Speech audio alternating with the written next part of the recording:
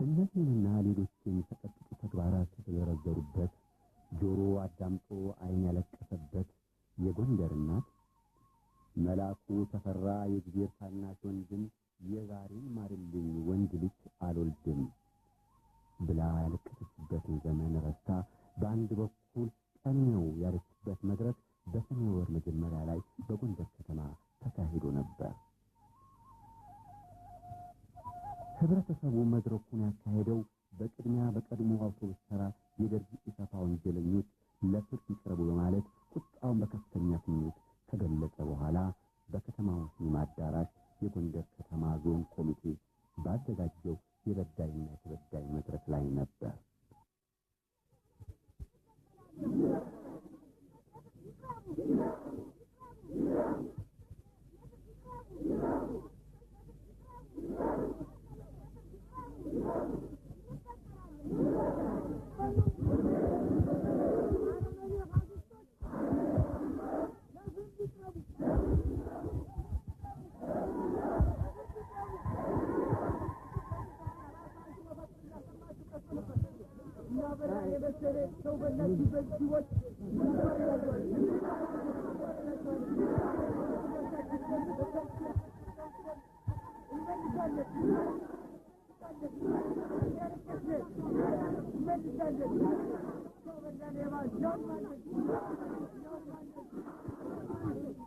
አዳራሹ በደል በተፈጸመባቸውና መድረኩን ለመከታተል ጉጉት ባደረባቸው ሰዎች ተሞልቷል።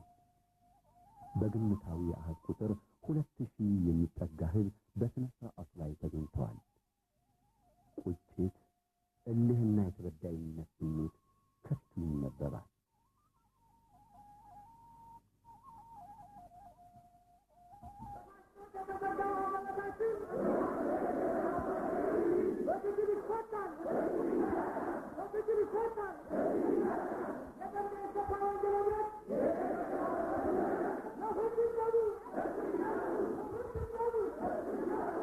እንደዚህ ዝግጅት አቅራቢ እምነት ለጆሮ የደረሱት በደሎች ለማመን የሚያዳግቱ ናቸው። ለአብነት ጥቂቶቹን ጠቅሰን ዝርዝሩን በተበዳዮቹ ሞት መተው ሳይሻል አይቀርም። ቀደም ሲል እንደጠቀስነው በህይወት የሚገኙ ወጣቶችን በግሬደር የመጨፍለቅ፣ በኮረንቲ አቃጥሎ የመግደል፣ ቤተሰብ ከአብራክ ወለዳቸውን እህትና ወንድሞቹን በሙሉ ያለ ርኅራኄ መጨፍጨፍ፣ ከጨፈጨፉ በኋላ በየአደባባዩ መጣል፣ የቤተሰብ ጧሪ የሆኑትን ወጣቶች ሳይመርጡ መረሸን፣ ንብረታቸውን መዝረፍ ዋና ዋናዎቹ በደሎች ናቸው። ይህንን ተግባር ፈጽመዋል የተባሉት እነማን ናቸው የሚል ጥያቄ እንደሚነሳ ስለሚገባን ሰዎቹን ፈጽመዋል እንደተባሉት ወንጀል ክብደት ተራ በተራ እንዘረዝራቸዋለን።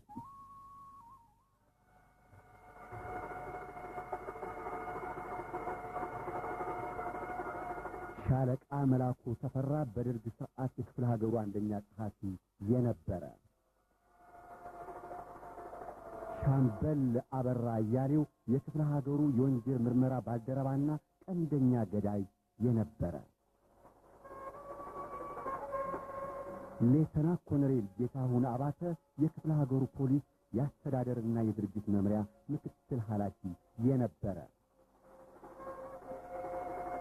ሻምበል አሰፋ መኮንን የጎንደር ዙሪያ አውራጃ አስተዳዳሪ የነበረ።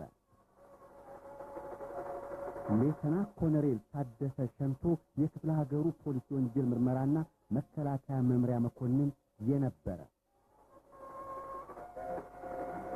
ዋጋ እንደሻው የክፍለ ሀገሩ ኢሰፓ ኮሚቴ የሴቶች ጉዳይ ኃላፊ የነበረችና በጎንደር ከተማ መምህር የነበረው እያዩ አብደላ ናቸው።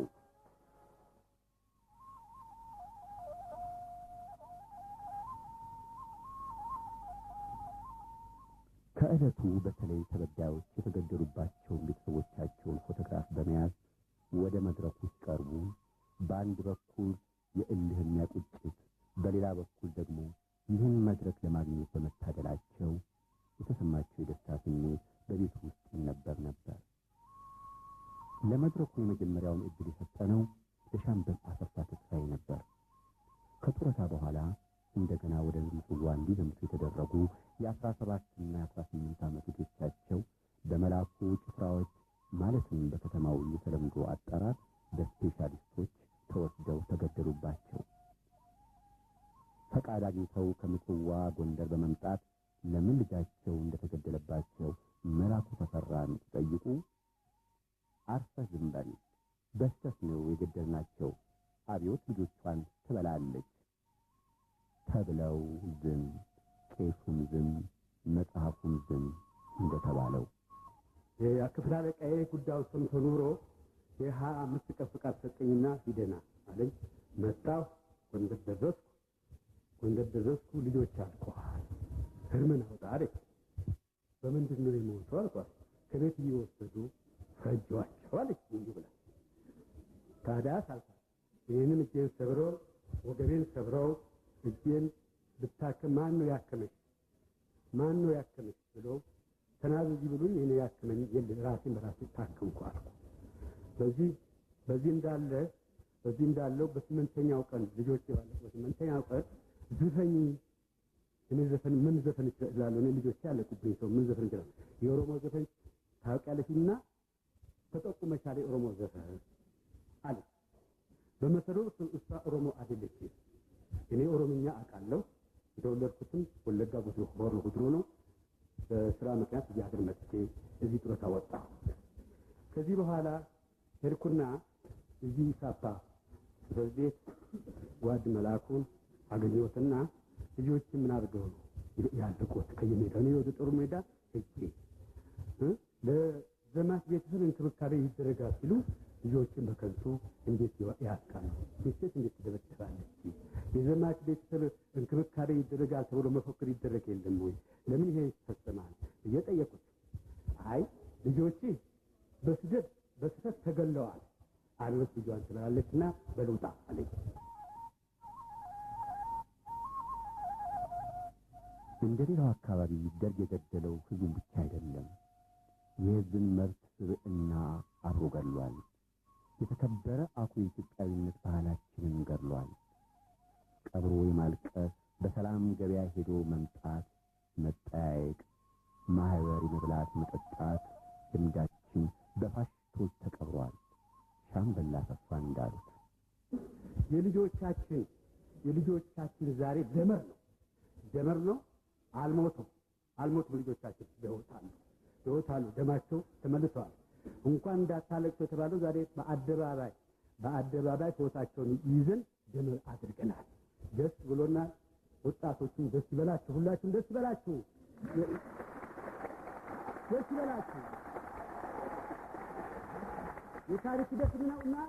የታሪክ ሂደት ነውና ታሪክ ያስታውሳቸዋል። ተማሪዎች፣ ምሁራኖች እንደተጨፈጨፉ እንደተገደሉ ታሪክ ያስታውሳቸዋል። አዎ። ስለዚህ ቅዱስ ጳውሎስ ፊት የነበረ ኋላ ነበረ ፊት ይሆናል ብለዋል።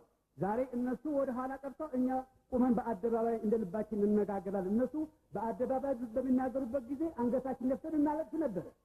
ዛሬ የኛ የልጆቻችን የምሁሮቹ የመምህራኖቹ ዛሬ ደመር ነው። አናለቅስም፣ እልል እንበል።